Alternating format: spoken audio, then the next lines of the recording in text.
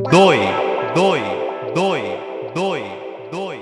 ওয়ার্ডটা শুনেই আপনার মাথায় প্রথম যে চিন্তা আসবে বগুড়া। দইয়ের শহর বগুড়াতে দই থেকেও মিষ্টি এই শহরের মানুষ ও এর ঐতিহ্য। এ ভাইয়েরারে বন্ধ করতো। অলরাইট, ও কি কমেন্ট করছে?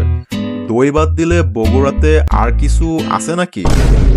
দই বাদ দিলে বগুড়া উত্তরবঙ্গের হেডকোয়ার্টার।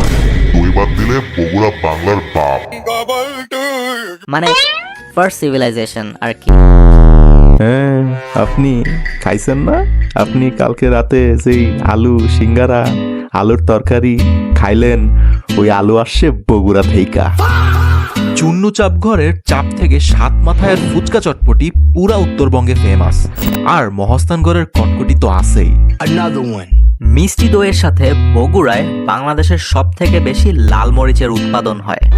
এগুলো বাদ দিলেও উত্তরবঙ্গের একমাত্র ক্রিকেট স্টেডিয়াম, সবচেয়ে লাক্সারিয়াস 5 স্টার হোটেল বগুড়ায়। আর ঘোরার জায়গার তো অভাব নাই। প্রেম যমুনার ঘাট আর কালীতলার ঘাট না গেলে তো আপনার জীবনটাই মিস। এত কিছু থাকলেও বগুড়াকে বগুড়া বানায় এইখানের মানুষরা। Sweet people of Bogura serving the sweetest দই অল ওভার বাংলাদেশ। আর এই সুইট মানুষগুলোর আবদারেই চিলক্স চলে আসলো বগুড়াতে।